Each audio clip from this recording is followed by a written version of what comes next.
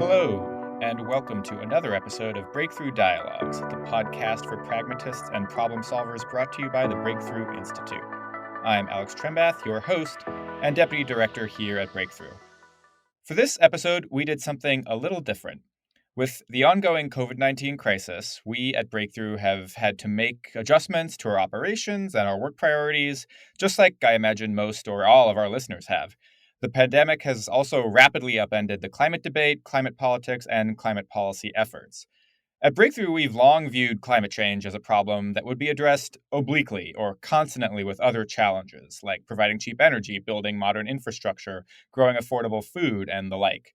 So in the past couple months, our intrepid research team has begun churning out policy proposals for R&D and infrastructure investments that Congress and other policymakers should consider that would help stimulate and recover our way out of the COVID crisis and have decarbonizing benefits. The first of these policy proposals, outlining low-hanging fruit for COVID stimulus and decarbonization, came out a few weeks ago. And I'd say we put some pretty ambitious ideas on the table. Over $500 billion in potential federal spending across energy, agriculture, and other sectors of the American economy. And, this being the age of social distancing, where a bunch of us are on Zoom all day anyway, we hosted a webinar on these ideas. So in case you missed it, this podcast is a recording of that webinar. In a conversation moderated by the Atlantic's Robinson Meyer, you'll hear from Breakthrough's Executive Director Ted Nordhaus, the lead author of the proposal, our own Lauren Anderson, Collin O'Mara from the National Wildlife Federation, and Brad Markell from the AFL-CIO. Enjoy. This particular webinar is on a paper that just came out from one of our guests today, looking at, since we are now seemingly in a recession, what we could do and what we would, what kind of policies we could hope for that might both further decarbonization and also would be doable. So not just kind of, policies that we can think of that would be nice to have at the federal level at some point, but in fact, policies that either where there's already a bill or there's already been a lot of thinking or there's already, in some cases, bipartisan energy behind them. So it's recovery, but realistic. It's low-hanging fruit for a potential COVID stimulus. With that, welcome to the session. I think we're going to learn a lot and have a lot to think about today. And let's turn it to Ted. Thanks, Rob, and thanks everyone for being here. So I think it should be pretty clear to sort of most people that we kind of entered a very different political era than the period that we were in even a month, 5-6 weeks ago, where, obviously we're dealing with sort of two interrelated emergencies at once, and neither of them is the climate emergency. We are dealing obviously with a public health emergency, with now upwards of 20,000 deaths and likely more on the way. And as a result of the necessary response of sheltering in place or locking down the entire economy, essentially, to keep the pandemic and public health crisis under control, a following economic crisis, which certainly is going to be is very abrupt, going to be very deep, and it's an open question how extended it will be. So in that context, there was a lot of hope that sort of something around public opinion maybe had tipped prior to this around climate change. I, as Rob and others here probably know, have been skeptical of that. But nonetheless, what should be clear now is that sort of climate is not going to be a sort of top priority concern, certainly over the next year, I would argue. But there is a sort of political logic to the pandemic that I think does offer some really important opportunities for efforts to advance climate policy, clean technology, and decarbonization efforts. And that logic kind of, I think everybody is catching up to that logic, including policymakers. So this initial stage that we've been in has been what I would call a sort of economic rescue phase, just literally trying to keep as many people, households, businesses afloat as possible. I think we were then going to move into a next stage, which I would call which is sort of the stimulus stage. And I think we're going to do a series of stimulus, and people say, well, maybe yes, maybe no. But I would argue that just the depth of this recession makes it almost inevitable that we're going to do a lot more stimulus. And then finally, I think as we sort of start to come out the other side of this in a context in which there's going to be a huge amount of economic damage, there's going to be a question about sort of longer term efforts for economic recovery. And in all of those, and particularly those latter two, stimulus and recovery, our view is that there are quite extraordinary and unique opportunities to address climate change and advance decarbonization. All of those opportunities have to start with sort of the economic situation, the economic response, and economic recovery as the sort of central rationalization. If you can't make a strong case that this will contribute to the economic recovery and that it is a sort of key move to do it, it's just not going to have much traction right now. Climate benefits will come along as co-benefits, not as the sort of central rationale for taking these sorts of actions. But I think that if you look over the last sort of decade and more at how we actually do policy, and particularly how we spend money and do public investment at the federal level, I think that we've kind of, because of the sort of normal day-to-day dysfunction of Congress and the sort of federal sort of political system, basically we can only spend like big money on things like infrastructure in the midst of these emergencies. And I would call them sort of, we get these sort of moments where you get the normal rules are suspended and you have these festivals of appropriation. And I think that's what we are going to see over the next 4 to 6 months. We're going to spend an extraordinary amount of money on infrastructure, potentially technology, and for climate and clean energy and clean technology advocates, the question is what we can actually move through that window as that window opens in this sort of remarkable moment when all the normal rules of federal politics are suspended. So with that, I'm going to turn it over to Lauren, who can sort of walk through a little bit this first white paper, which is really what we call the low-hanging fruit, the really well-vetted, bipartisan things that are sort of already out there. And we think when Congress gets around to doing this first tranche of sort of infrastructure and technology investments, there's a bunch of things here that can be very, very important for decarbonization efforts that we should be trying to move through that window. So Lauren, take it away. Thanks, Ted. Hi, everyone. So I'm going to give a quick overview of the policy brief so we can move on to discussion and questions. So Congress is going to need to start thinking through options for long-term recovery now in order to make sure we have multiple options available as we move forward. Through smart policy, it's going to be possible to reset the economy in a way that ensures long-term job growth and accelerates decarbonization. This memo pretty much is only focused on vetted bipartisan opportunities. Surprisingly, there's a lot out there. So we focused on 3 categories of potential investment: innovation, infrastructure, and incentives for clean technology deployment. Obviously, we're going to need to go beyond this. There's other opportunities out there that we can discuss later on. But to start with, innovation. So the federal government has an important role to play in developing new technologies. We're going to need new, cost-competitive options that can be deployed at scale. And in order to decarbonize challenging sectors of the economy, such as aviation and industrial processes. So there are a ton of bills out there. I'm not going to go through all of them. The American Energy Innovation Act combines over 50 innovation bills, though, and has broad bipartisan support. I'm not going to list all these bills, but I am going to go through each of the categories that falls within the bill. So there's nuclear energy, carbon removal, geothermal, energy storage, as well as other incentives such as for agriculture. Those aren't in the Energy Innovation Bill, but it's also an important factor to consider. The next area that this memo covered was infrastructure modernization. So we looked at transportation, the electrical grid, and natural infrastructure. The US is the wealthiest nation in the world, but our infrastructure is really not in great shape. So if we make these investments in a smart way, we can ensure infrastructure will support the economy far into the future, such as through clean energy and climate adaptation and a whole bunch of other areas. Another factor to consider with large infrastructure is that the permitting process takes a very long time. So the sooner we enact this legislation and get it moving, the quicker we can get shovel-ready projects out there.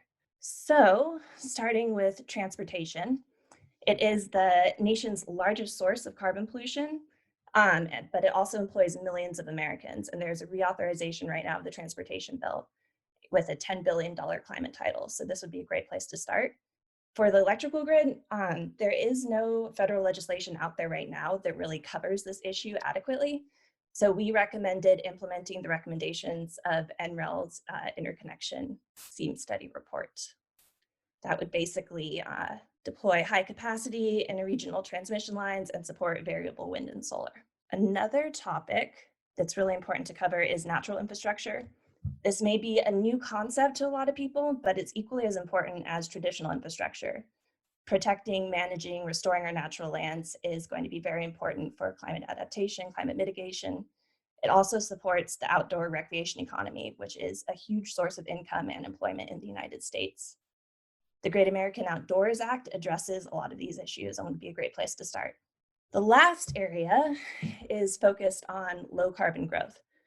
So there's been controversy around extending certain tax credits for wind and solar, but there's actually been really broad bipartisan support for new and emerging technologies like energy storage and offshore wind. However, given the recent economic downturn, the focus now is on keeping as many jobs out there as we possibly can. And so this means that those technologies that we thought maybe wouldn't need an extension of the tax credits actually now could really benefit from them. It would help stabilize the continuing growth of those industries. It would really reduce the number of jobs lost going into the future. So the 2009 stimulus bill included $90 billion for clean energy, and it really set the stage for these industries. And so clean energy tax credits, energy efficiency incentives, and agriculture conservation incentives are all incredibly valuable moving forward. And that is a very high-level overview. Happy to dive into some more details. Thanks so much. I think let's first go let Colin respond. And I think Colin's going to talk a little bit about natural infrastructure as well. Great. No, thanks, Rob, and great to be with Lauren and Brad and Ted. And thank you all of you for chiming in from whatever bunker you're in right now across the country. So my name is Colin O'Mara. I'm the head of the National Wildlife Federation. We're America's largest wildlife conservation organization with 6 million members in pretty much every place. But we also kind of sit in an interesting spot in the community, and that we're kind of the most moderate of the green groups, kind of the most progressive of the sportsman groups, and increasingly kind of a lead partner with labor on a lot of things. And also do a lot of work with the environmental justice community. And so I just want to talk a little bit about how the types of kind of common sense bipartisan measures that Lauren and Ted teed up really have to be at the epicenter of the first tranche that comes after we got to deal with the immediate response around, first responders and state governments and small businesses. I want to start with just two basic numbers. Now, the first one is that the numbers as of today have us at about 22 million individuals unemployed. That number is low. It's soft because there's still a challenge getting into the system in many states. We're probably looking at more like 25 to 28 million individuals that have filed for unemployment. And then on top of that, there's some recent studies that show that we might have as many as 30 to 35% of all people under 35 years old being unemployed right now. And in that context, it's also important to think where they are, right? I mean, we're starting to think about this. This is very different than 2009. You have regions of the country that are absolutely underwater now because of kind of the nature of the vectors of the virus. You also have a lot of places that are actually absorbing massive impacts because of the dramatic decline in oil consumption and kind of combined with the global glut that's being kind of created for geopolitical reasons. Combined with places like the outdoor economy, as Lauren mentioned, an $887 billion economy that right now no one's really participating in a big way because no one's really traveling. So as much as folks are enjoying their trail by their backyard or trying to get to a park occasionally, safely of course, all of a sudden that entire economy is collapsing as well. And we're also seeing big declines in the clean energy economy. And so building on Ted's point before, it's going to be critical that the solutions that we propose deal with the economic reality. that we're facing right now in both the sectors and the demographics and the regions that are most hard hit. And so I'd like to use my couple minutes just to pitch a little bit to think about natural infrastructure as one of those places, because you both are going to be employing in places that are being incredibly hard hit right now. And it's also a very efficient way to create jobs. And during the New Deal, one of the reasons that FDR invested so much in the Civilian Conservation Corps, he ended up putting almost 3 million people to work in the Civilian Conservation Corps because it was a very cost-effective way to put people to work quickly. Now, and that's the reason for that is that you spend most of the money on labor and not as much on materials and other equipment. And so it's a way to put folks to work really quickly. And I like to argue that it's one of the reasons why the greatest generation became the greatest generation. They were kind of forged reforesting and building the parks in this country.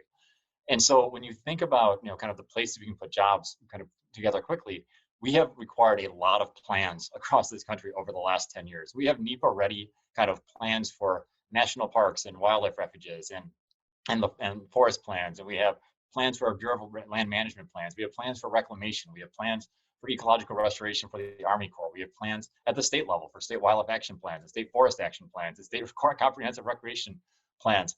We mandate all these things and we don't really fund them. And so you have a series of shovel-ready projects that could put together between 17 and 31 jobs per $1 million you spend that could really kind of put people to work in all places. When you think about like investing in reclamation or investing in plugging abandoned wells or cleaning up hard rock mines or reforesting, many of these are the exact places where unemployment is spiking right now. I mean, you could put a ton of folks to work in the fossil fuel industry, actually kind of fixing pipes across the country, whether that's methane or for water. The emission reductions are significant.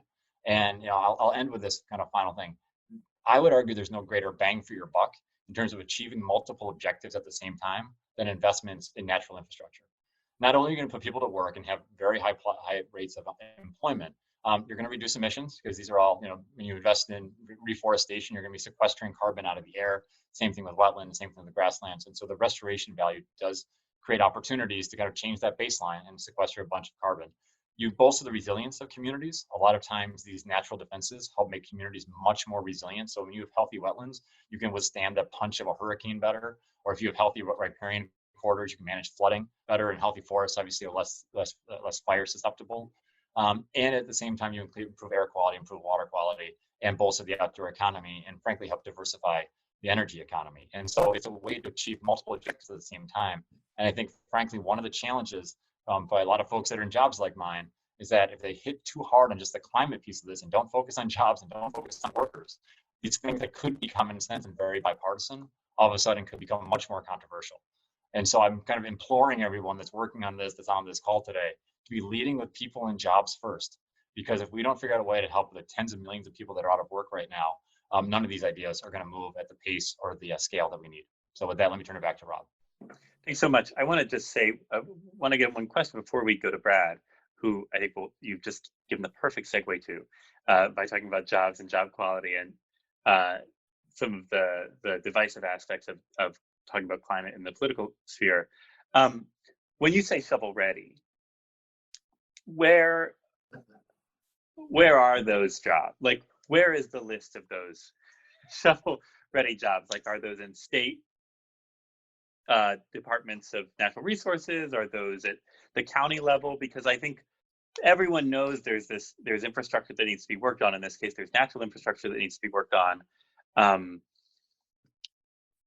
But then when it comes time to actually fund these things, there's always a ton of confusion, especially in DC, about like what can actually take money and what's being overfunded and what's not being funded enough. So like, first of all, is your organization doing the work to collate those plans and to get them in one place? And second of all, like where are those projects being stored right now, almost at the physical level? Like where are those lists?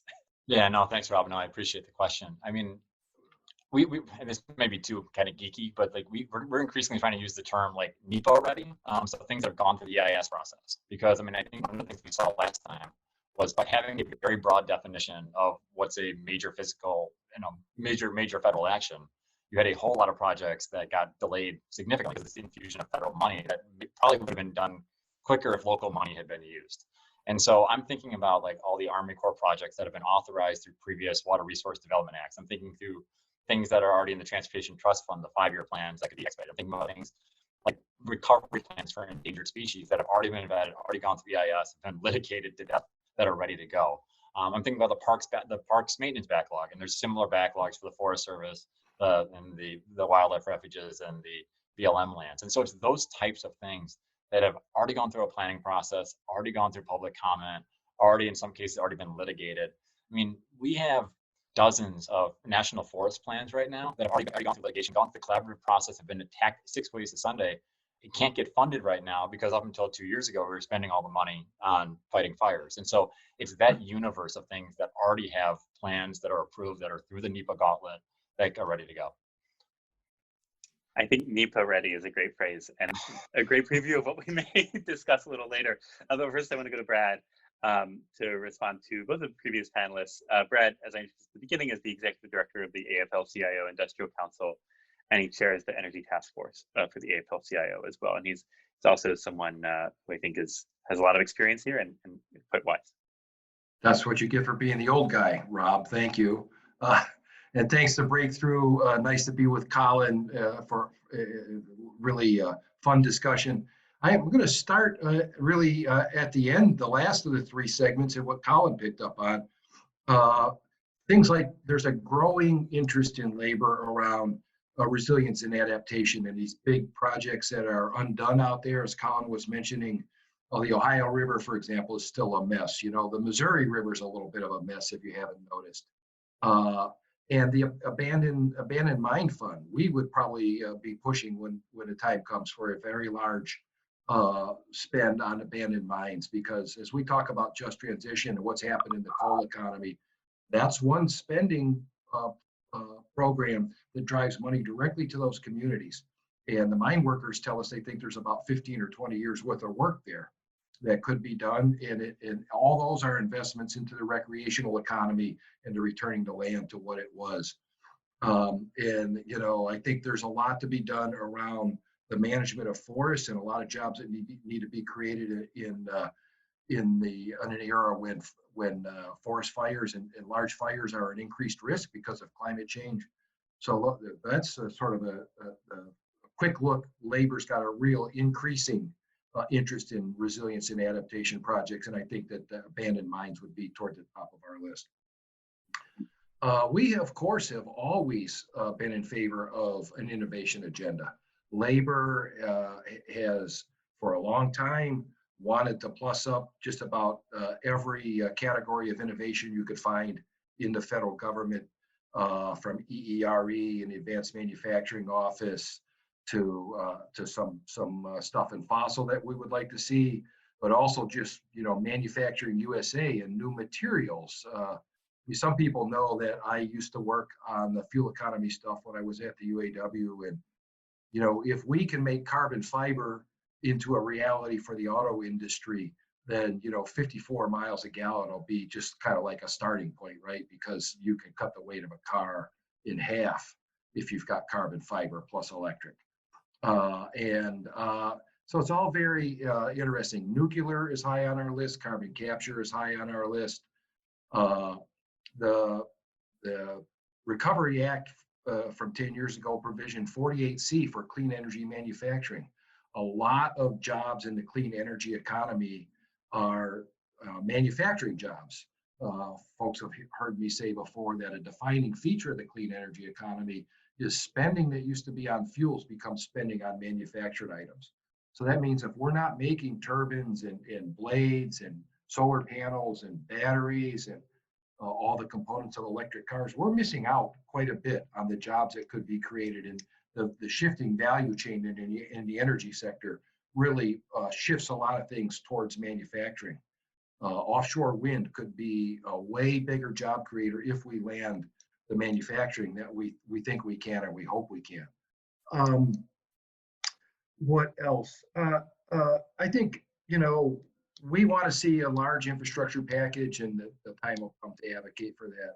I do take Colin's point that there is a lot of There are a lot of existing programs that we can fund, and I don't think we necessarily need to reinvent the wheel here. We even need to find the political will to push the money into the right places.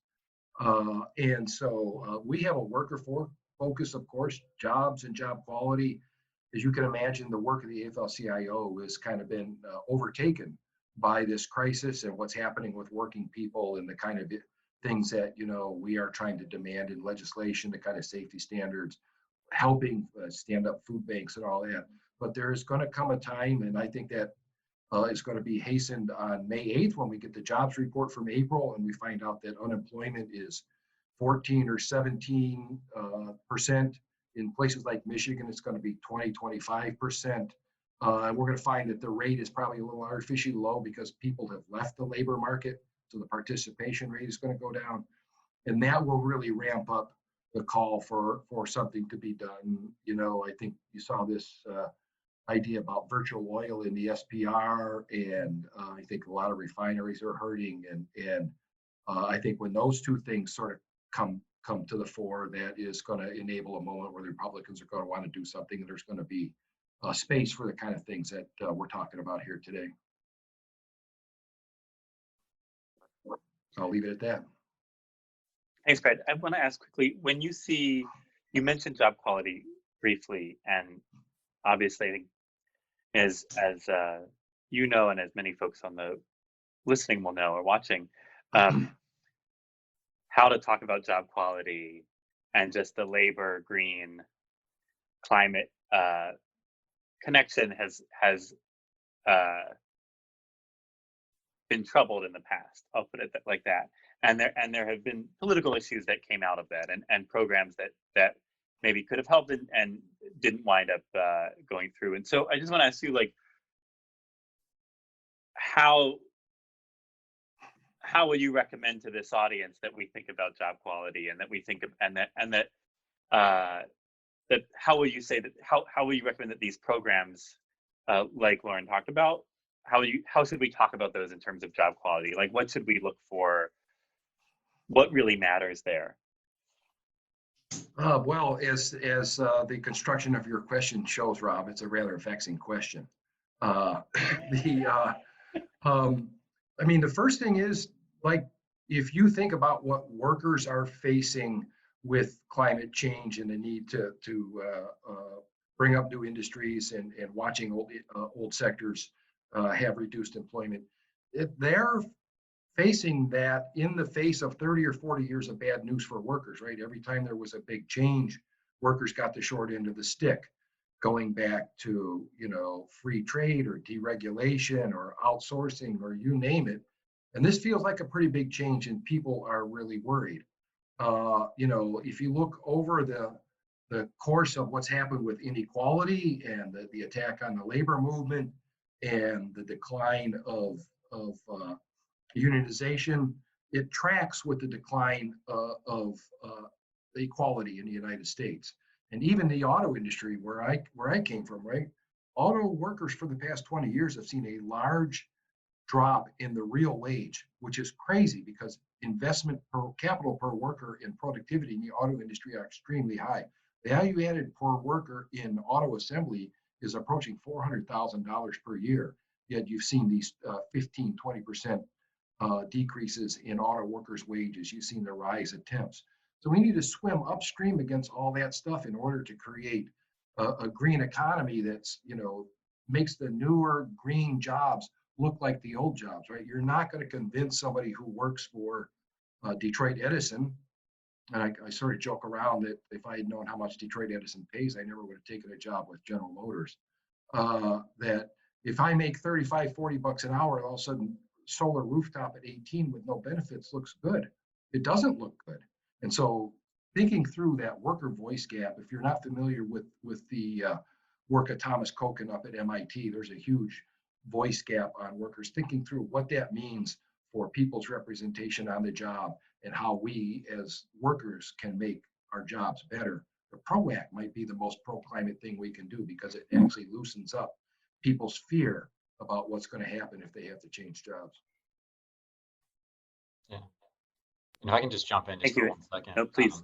Yeah, and look, I think like I think there's been a failing generally in the environmental community about not standing up for wages in the clean energy space, right? And so if somebody's making, to Brad's example, $30 in the fossil fuel space and the job is 12 to 14 bucks in the clean energy space, like that income loss is real, and we can't be. And also we've seen pretty aggressive hostility among some of the clean tech leaders towards unionization.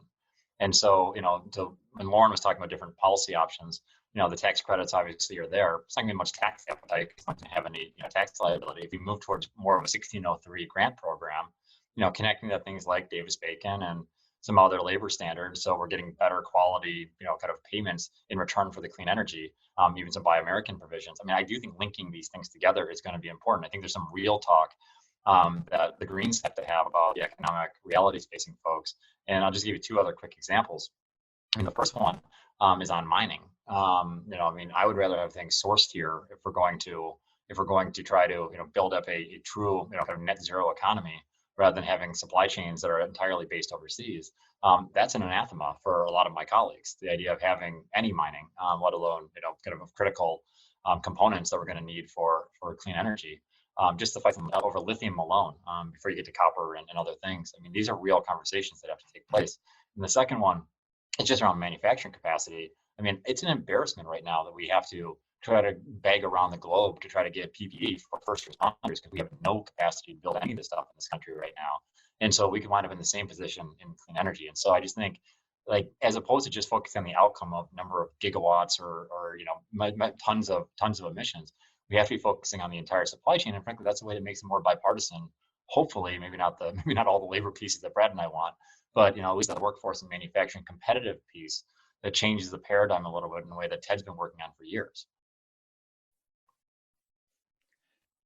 Thanks so much. I want to get to the minerals in a second and also the domestic production. I first just want to go to Lauren and first of all, thank you for your presentation and say how much of what there are a lot of bills and you gloss them, and there are bills within bills, and there's projects within those bills, and there's ideas, there's recommendations where there's not bills. I really like Colin's standard of NEPA ready.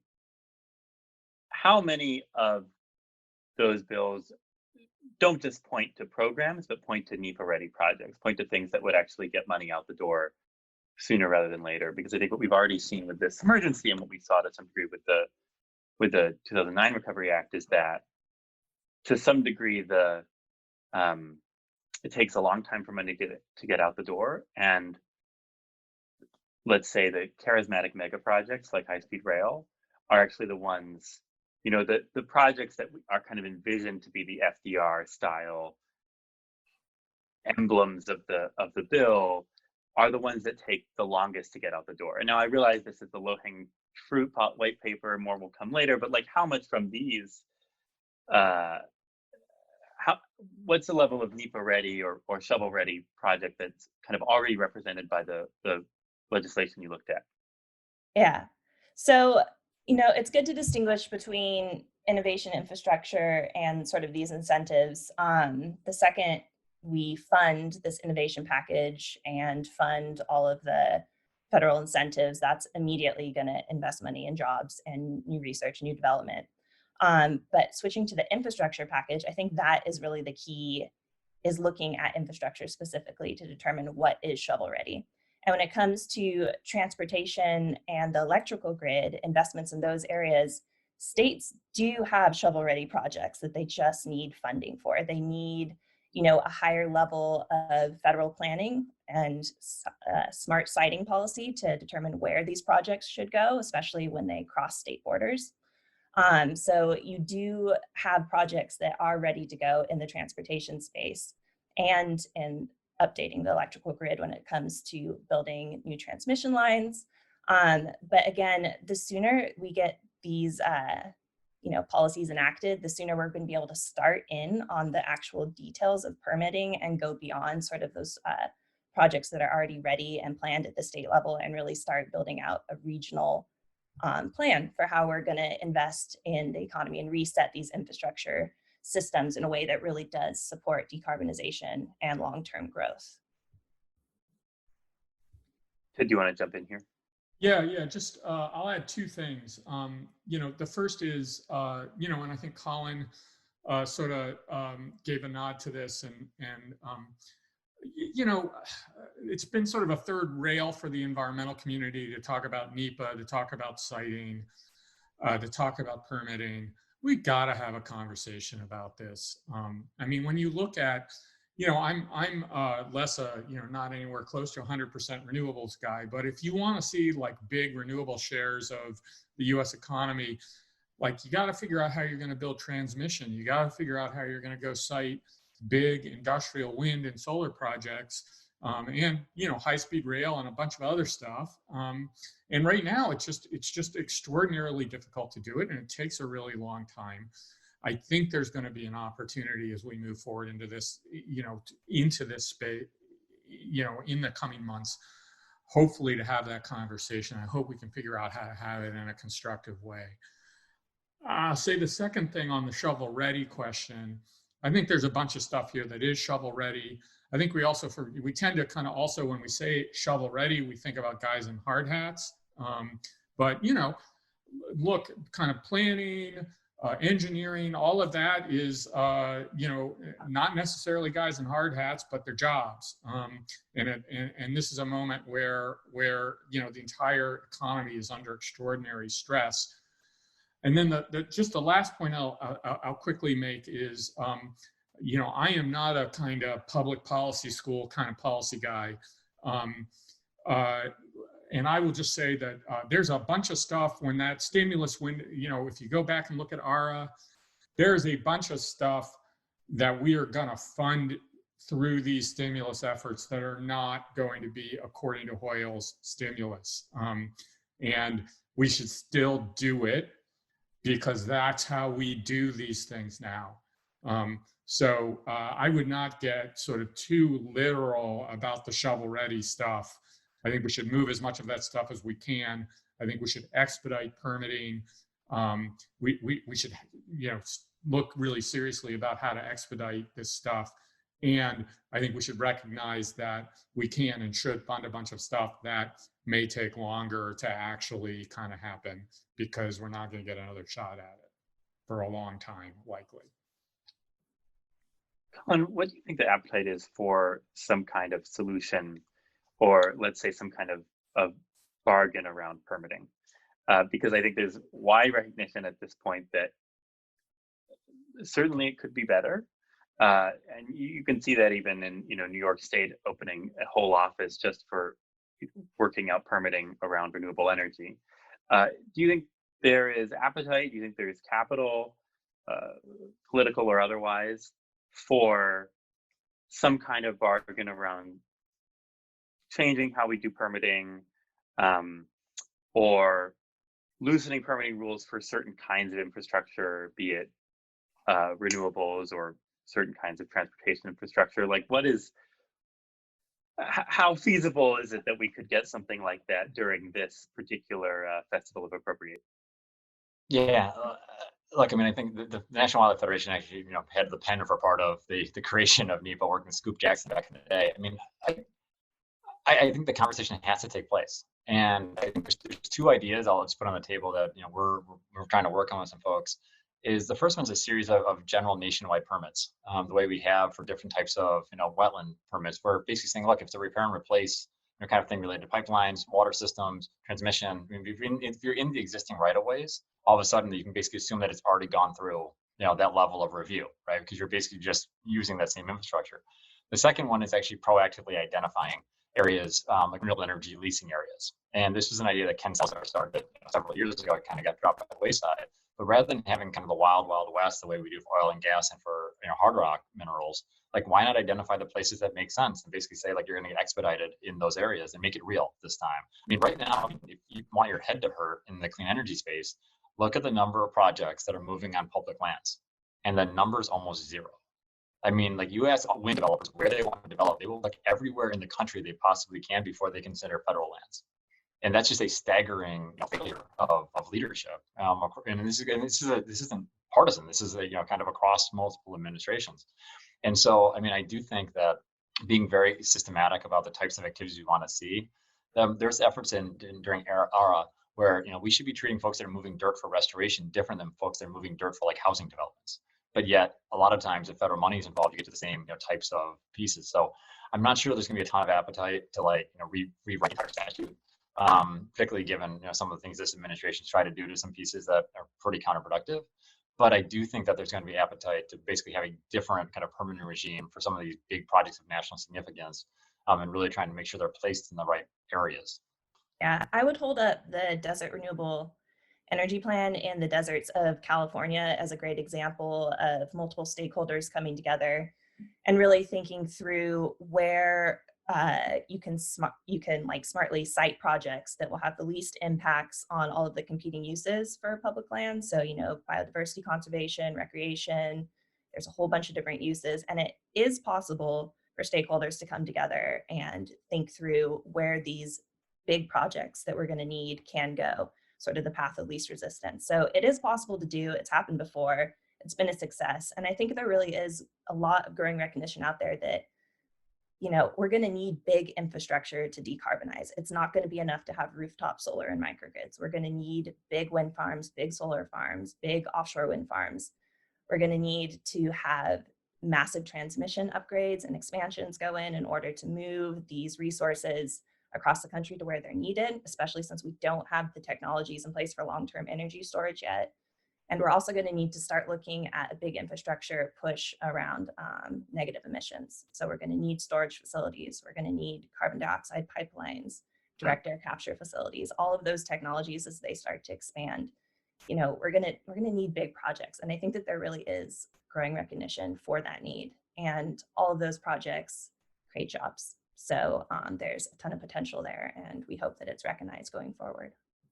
Well, look, I'm happy to hear this. I think everybody recognizes there's a very large appetite in the labor community for permitting reform, large enough that several union presidents showed up at the White House a couple months ago to talk about it.